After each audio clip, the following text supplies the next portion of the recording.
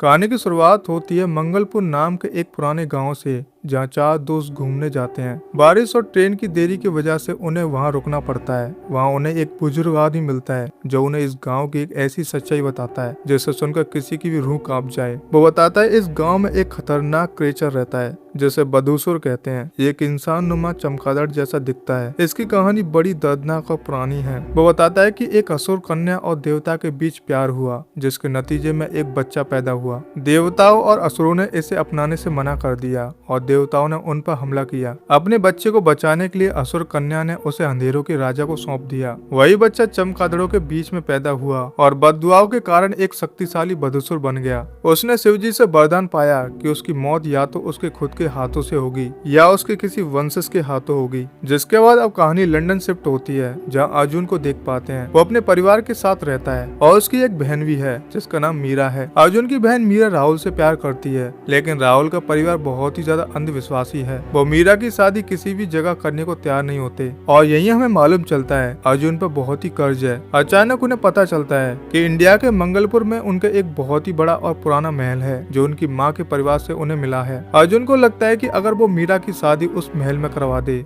तो उसकी शादी की जगह की प्रॉब्लम्स भी सॉल्व हो जाएंगी और वो उस महल को साफ करके वहाँ की शान वापस ला सकेगा। जिसके बाद अर्जुन और मीरा और उनके दोस्त इंडिया आते हैं। महल बाहर से जितना शानदार दिखता है, अंदर से उतना ही खूबसूरत है। अर्जुन एक वेडिंग प्लानर जग्गू को भी हायर करता है, लेकिन महल का केयर टेकर उन्हें चेतावनी देता है इस गाँव में शादी करना खतरे से खाली नहीं है। बदसूर हर नई दुल्हन को उठा ले जाता है और उसे मार देता है। अब अर्जुन इन बातों को पुरानी कहानी समझकर नजरअंदाज कर देता है, लेकिन उसे ये नहीं पता कि उसके परिवार का पुराना इतिहास और बदसूर का वरदान एक दूसरे से जुड़े हुए हैं। खैर, जिसके बाद वो केयर टेकर यही बताता है यह असुर इतना शक्तिशाली था कि देवता भी उससे परेशान हो गए थे, इसलिए वो विष्णु जी के पास मदद के लिए गए। विष्णु जी ने वृक्षनी नाम की एक अप्सरा को शक्तियां देकर बदसूर को खत्म करने के लिए भेजा। बदसूर वृक्षनी की खूबसूरती पर फिदा हो गया। वृक्षनी ने शर्त रखी कि जब तक वह उसे शादी नहीं करता वो उसे छू नहीं सकता। अब शादी के वक्त जैसी बदसूर ने वृक्षनी को हार पहनाने की कोशिश की, उसने उसे खंजर से मार दिया। जहाँ बदसूर मारा था वहाँ उसके एक मंदिर बन गया और वृक्षनी ने खुद को एक बड़े पेड़ में बदल लिया ताकि वो असुर की भटकती आत्मा को रोक सके।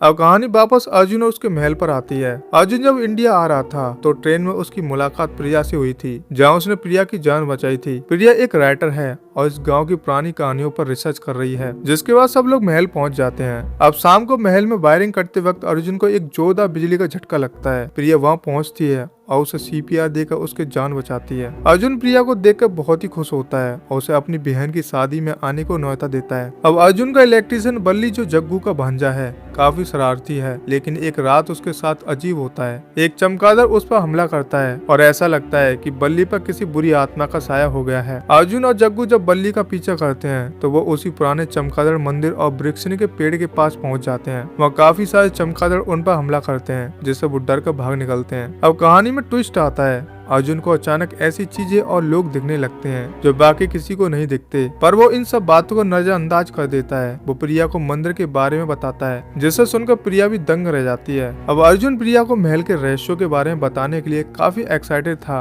वो दोनों एक साथ घूमने निकलते हैं, जहाँ अर्जुन अपना कैमरा सेटअप करता है ताकि वो प्रिया के साथ कुछ यादगार तस्वीरें निकाल सके। इस दौरान साफ दिखता है कि अर्जुन प्रिया को पसंद करने लगा है। जब वो दोनों वृक्षनी के पास पुराने पेड़ के पास पहुँचते हैं तो अचानक माहौल बदल जाता है। अजीब सी आवाजें आने लगती हैं और सैकड़ों चमगादड़ पेड़ से बाहर निकलते हैं। अब प्रिया अर्जुन को चेतावनी देती है कि बदसूर हमेशा अंधेरे में हमला करता है, इसलिए उन्हें तुरंत वहां से निकलना होगा। जिसके बाद गीतापुर के गुरुजी का खुलासा होता है। अर्जुन के पापा वसुदेव जब मंगलपुर आते हैं तो वो अर्जुन से काफी नाराज होते हैं। अर्जुन गीतापुर के गुरुजी के पास जाता है, जो उसे एक सिलसिलेवार सच्चाई बताते हैं। बदसूर अभी पूरी तरह से आजाद नहीं हुआ है। बदसूर तभी पूरी तरह से आजाद होगा और शक्तिशाली भी हो सकता है जब 12 दुल्हनों की बलि दी जाए। 11 दुल्हनें पहले ही मारी जा चुकी हैं और अब अगला निशान और कोई नहीं बल्कि अर्जुन की बहन मीरा है। अब गुरुजी बताते हैं कि शादी रात के बजाय दोपहर 12 बजे करवानी होगी ताकि शाम होने से पहले सभी लोग गंगा नदी पार कर सकें, क्योंकि बदसूर पवित्र गंगा नदी पार नहीं कर सकता।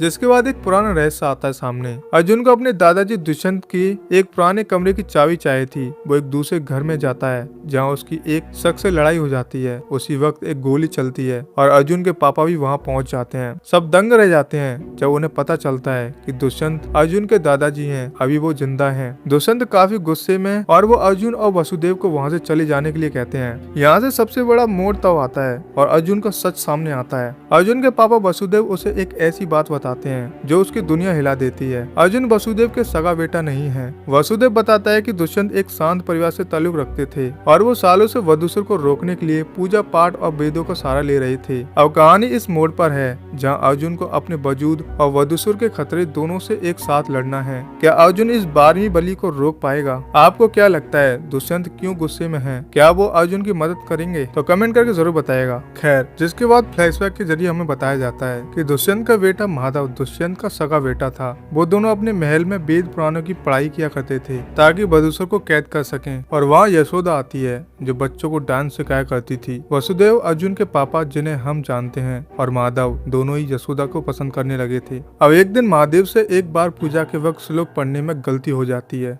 जिसके बाद वो काफी दुख में था। उसी कमजोरी का फायदा उठाकर वधूसुर ने महादेव को अपने कब्जे में कर लिया। जिसके बाद अर्जुन का असली सच पता चलता है। वसुदेव ने अर्जुन को बताया कि असली बाप कौन है। अर्जुन असलियत में महादेव का बेटा है और दुष्यंत का पोता। जब वधूसुर ने महादेव को पूरी तरह से पजस कर लिया था और महल में खतरा बढ़ गया तो वासुदेव और यशोदा अर्जुन को लेकर लंदन भाग गए ताकि वह असुर की नजर से बचा रहे। और यहाँ पर गुरुजी एक और बड़ा खुलासा करते हैं और बताते हैं कि दुष्यंत ही कातिल है। गाँव की जो 11 दुल्हनें मारी गई थी उनके पीछे कोई भूत नहीं बल्कि खुद दुष्यंत था। दुष्यंत को लगता था कि अगर वो 12 दुल्हनों की बलि दे देगा तो वधूसुर हमेशा के लिए उसके बेटे को छोड़ देगा, इसलिए वो अपनी ही पोती मीरा की बलि देने के लिए तैयार हो गया। अब मीरा की शादी के वक्त काफी हंगामा होता है। मीरा के ससुराल वाले रात के 8:30 बजे ही शादी करना चाहते थे। अर्जुन और वसुदेव ने बहुत कोशिश की शादी दोपहर में करवाने की ताकि वो दिन की रोशनी में गंगा नदी पार कर सकें। यहाँ पर मीरा की जिद होती है कि मीरा ने कहा कि अगर राहुल से शादी नहीं हुई तो वो किसी से शादी नहीं करेगी। और यहाँ पर मजबूरन अर्जुन शादी के लिए मान गया, लेकिन उसने अपने दिल में थाम लिया था कि वो किसी भी हाल में अपनी बहन को आंच नहीं आने देगा। क्या आपको लगता है कि अर्जुन अपने दादाजी की खौफनाक साजिश को रोक पाएगा और क्या महादेव वापस असुर के कब्जे से आजाद हो पाए? खैर, जिसके बाद फंक्शन बड़ी धूमधाम से शुरू होता है। जैसे ही शादी की रस्में पूरी होती हैं, वहाँ अचानक वधूसुर आ जाता है। अब अर्जुन तुरंत मीरा को एक सुरक्षित कमरे में लेकर जाता है और उसे एक ट्यूबलाइट पकड़ाकर कहता है कि वो इसकी रोशनी से दूर न जाए, चाहे कुछ भी हो जाए। अब महल की सारी लाइट्स बंद हो जाती हैं और वधूसुर अंधेरे का फायदा उठाकर मीरा को उठा ले जाता है। अब अर्जुन मीरा को ढूंढते हुए उन दुख आत्माओं का पीछा करता है जो उसे रास्ता दिखा रही थी। इन आत्माओं में प्रिया भी दिखती है। अब अर्जुन बाद में प्रिया से जब मिलता है तो उसे मालूम चलता है कि जिस प्रिया के साथ वो वक्त बिता रहा है वो असलियत में प्रिया की जुड़वा बहन थी जिसकी मौत पहले हो चुकी थी। अब अर्जुन को यहाँ पर पूरी तरह से महसूस हो गया था कि वो मरे हुए लोगों को महसूस और देख सकता है। जिसके बाद वधूसुर का अंत किया जाता है। जिसके बाद अर्जुन मंदिर पहुँचता है जहाँ उसके दादाजी दुष्यंत मीरा की बलि चढ़ाने वाले थे। वह माधवन अर्जुन के असली पिता भी होता है जिसके शरीर पर वधूसुर का कब्जा था।